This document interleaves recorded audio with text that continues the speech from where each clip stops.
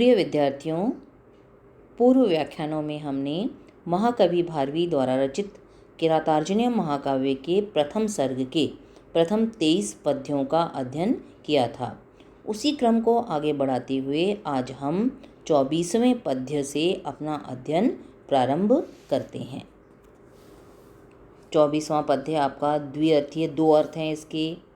एक युधिष्ठिर के पक्ष में आ रहा है और एक सर्प के पक्ष में आ रहा है। ध्यान से देखिएगा, इसको थोड़ा अलग है। ये क्या कहते हैं? ये कथा प्रसंगेन जनई उदाहृतात् अनुस्मृत आखंडल सुनु विक्रमः तव अभिधानात् व्यथते नताननः सुदुस्सहात् मंत्रपदात् एव उर्गः।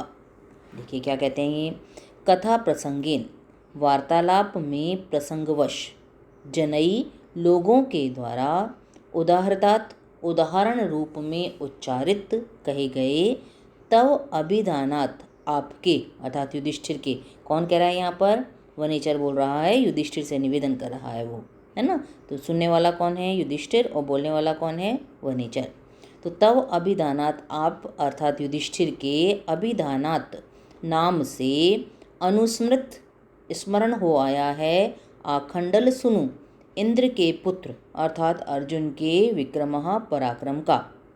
तो इंद्र पुत्र अर्जुन के पराक्रम का स्मरण करके, नत आननः नीचे मुख वाला वह या अधोमुखी स वह अर्थात दुर्योधन, व्यथते उसी प्रकार, ये है ना यहाँ पर उर्गह, तो उसी प्रकार पीड़ित या व्यथित होता है जैसे। अब दोबारा लीजिए इन्हीं शब्दों को। कथा प्रसंगेन विश्ववैद्य द्वारा उदाहृतात् उच्चारण किए गए, त व अभिधानात्, त अर्थात ताक्षर्य अर्थात गरुड़, और व यानी सर्पराज वासुकी के अभिधानात् नाम से युक्त, सुदुस्सहात् अत्यंत असहनीय, मंत्र पदात् मंत्र के शब्दों से, अनुस्मृत आखंडल सुनु विक्रमः विष्णु के वाहन गरुड़ के पाद विक्षेप का स्मरण कर, गरुड़ पक्षी के पैरों के प्रहार को स्मरण करके, नताननः फन नीचे किए हुए, उर्गः सर्प सांप, व्यथते व्यथित होता है, दुखी होता है।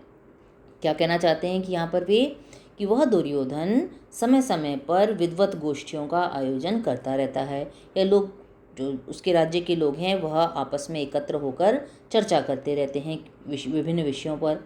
तो उस समय विभिन्न कथाओं के बीच में कभी यदि आपका नाम आ जाता है, लोगों द्वारा उदाहरण के रूप में आपका नाम उच्चारित किया जाता है, तो वह दुर्योधन आपके संबंध से अर्जुन के पराक्रम का स्मरण करके उसी प्रकार असहनीय मानसिक पीड़ा को अनुभव करते हुए सिर झुकाकर स्थित हो जाता है। जिस प्रकार विश्ववैद्यों द्वारा, जो अच्छे विश्ववैद्य होते हैं, उनके द्वारा मंत्रोच्चारण करने पर, उस मंत्र के अंतर्गत जब गरुड़ और वासुकी, है ना, त से ले रहे हैं यहाँ पर तार्क्ष्य यानी गरुड़ के लिए, और व से वासुकी सर्पराज के लिए। तो गरुड़ और वासुकी दोनों का उल्लेख होने के कारण विष्णु के वाहन गरुड़ के पराक्रम का, उसके पैरों के प्रहार का स्मरण करके सर्प व्यथित हो जाता है, व्यथित होकर अपना सिर झुका लेता है, या सिर झुकाकर बहुत पीड़ित होता है, दुखी होता है। कुल मिलाकर कहना क्या चाहते हैं यहाँ पर कि आपके पराक्रम से, वह आपके पराक्रम का स्मरण करके, आपके और आपके भ्राता अर्जुन के पराक्रम का स्मरण करके वह दुर्योधन बहुत दुखी हो जाता है। विशेष में देखिए, यहाँ वंशस्थ छंद है आपका, श्लेष अनुप्राणित पूर्ण उपमा अलंकार है यहाँ पर, और द्विअर्थीय पद्य है ये आपका। दो अर्थ कहें, एक युधिष्ठिर के पक्ष में और एक सर्प के पक्ष में कहे गए हैं यहाँ पर। अब 25वें पद्य पर आइए। तदाशु कर्तुम त्वयि जिह्यम उद्यते विधीयताम तत्र विधेयम उत्तरम पर प्रणीतानि वचांसि चिन्वताम प्रवृत्तिसारः खलु मादृशाम गिरः। इम्पॉर्टेंट है, देखिए। तत् इसलिए, अतएव त्वयि आपके प्रति जिह्मम कुटिलता को, छल कपट को कर्तुम करने के लिए उद्यते तत्पर है। वह दुर्योधन अर्जुन के पराक्रम का स्मरण करके बहुत दुखी हो जाता है और इसलिए वह आपके प्रति कुटिलता को करने के लिए पूर्णतः तत्पर है।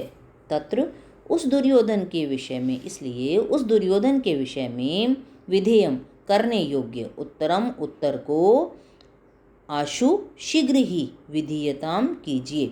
इसलिए उस दुर्योधन का प्रतिकार करने के लिए आपको जो भी कार्य करना चाहिए, करणीय जो कर्म है, उसे आप तुरंत कीजिए। पर प्रणीतानी, दूसरों के द्वारा उच्चरित वचांसी वचनों को चिन्वताम संग्रहित करने वाले, इकट्ठा करने वाले, दूसरों की बातों के आधार पर तथ्यों को एकत्रित करने वाले मादृशाम मुझ जैसे अल्पज्ञ की गिरह वाणी प्रवृत्ति साराह खलु निश्चय ही वृत्तांत सूचक मात्र है। मैं केवल घटनाओं की आपको सूचना मात्र दे रहा हूँ। आपको इसके संबंध में कौन सी नीति का निर्धारण करना है, क्या काम करना चाहिए, यह तो स्वयं आपको ही निश्चित करना पड़ेगा, है ना।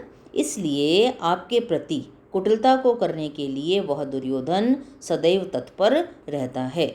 इसलिए उस दुर्योधन के विषय में करने योग्य जो भी उत्तर है, जो भी आपको प्रतिकार करना चाहिए, वो शीघ्र ही कीजिए, क्योंकि दूसरों के द्वारा उच्चरित वचनों को संग्रहित करने वाले मुझ जैसे अल्पज्ञ व निचर की वाणी निश्चय ही वृत्तांत सूचक मात्र है। अर्थात मैं तो केवल एक वनिचर होने के कारण आपको सूचना दे सकता हूँ।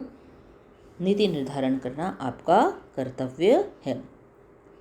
वंशस्थ छंद है यहाँ पर, अर्थांतर न्यास अलंकार है इसमें। और वनिचर क्या कहता है कि मात्र समाचार वाहक होने के कारण मैंने वास्तविक स्थिति से आपको अवगत कराकर अपना कर्तव्य पूरा किया है। अब समयानुकूल करणीय कार्यों का निर्धारण करना, नीति निर्धारण करना तो आपका ही कर्तव्य है और उसे आप जल्दी से संपादित करिए, अन्यथा समय निकल जाएगा, है ना। कुल मिलाकर क्या हुआ कि वो क्या कहता है कि इसलिए फलितार्थ यह है कि इसका फलितार्थ या इसका अर्थ जो कहना चाहते हैं वो ये है कि आपके प्रति सदैव कुटिलता का व्यवहार करने के लिए कटिबद्ध धूर्त दुर्योधन के प्रति शीघ्र ही आप मुंहतोड़ जवाब देने की व्यवस्था कीजिए, क्योंकि दूसरों द्वारा उच्चरित वचनों का मात्र संग्रह करने वाली मेरी वाणी केवल वार्ताहरण का कार्य कर सकती है। वार्ता को लाने का वार्ता को लाने का काम कर सकती है। नीति निर्धारण में मैं आपकी कोई सहायता नहीं कर सकता, वह तो आपको ही करना पड़ेगा। अब 26वें पद्य पर आइए, देखिए क्या कहते हैं। इति ईरित्वा गिरम आत्तसत्क्रिये गते अथ पत्यौ वन सन्निवासीनां प्रविश्य कृष्णासदनं महीभुजा तथा तत् आचचक्षे अनुज सन्निधौ वचः, है ना। अब युधिष्ठिर यहाँ पर बोलेंगे, देखो कृष्णासदन यानी द्रौपदी के भवन में जाकर। देखिए इति इस प्रकार, गिरम अपनी बात को, ईरयित्वा कहकर पूरी करके, वन सन्निवासी नाम वन में निवास करने वालों के, पत्यौ स्वामी अर्थात वनिचर के, आत्तसत्क्रिय उचित सत्कार प्राप्त कर, गते चले जाने पर, महीभुजा तृतीय एकवचन है, महाराज युधिष्ठिर द्वारा, कृष्णा सदनम द्रौपदी के सदन में, द्रौपदी के भवन में, प्रवेश करके, अनुज सन्निधौ छोटे भाइयों के सामीप्य में, तत्वचः वह बात, उस वनिचर द्वारा कही गई वह सारी बात, आचचक्षे कही गई या दोहराई गई, है ना। तो क्या कहते हैं यहाँ पर, इस प्रकार अपनी बात को पूरा करके वन में निवास करने वालों अर्थात वनवासियों के स्वामी उस वनिचर के उचित सत्कार प्राप्त करके, धन आदि जो भी देना था उचित सत्कार करना था, जब वो युधिष्ठिर के द्वारा कर दिया गया तो उसके बाद उसके चले जाने पर महाराज युधिष्ठिर द्वारा द्रौपदी के भवन में प्रवेश करके छोटे भाइयों के समक्ष वनिचर द्वारा कही गई वह सारी बातें कही गईं। ठीक है। अब इसमें विशेष में आप लिख सकते हैं वंशस्थ छंद है यहाँ पर। और युधिष्ठिर अब बोलना प्रारंभ करते हैं। ये थोड़ा सा बोला है उन्होंने, जो भी सारी बातें वो निवेदन की हैं। और फिर द्रौपदी सहित अनुजों के समक्ष यथास्थिति रखी उन्होंने, उन्हें यथास्थिति से अवगत कराया। अभी आप आगे करिएगा, कल हम इसी क्रम में आगे बढ़ेंगे। तब तक के लिए आप इसका अध्ययन करिए।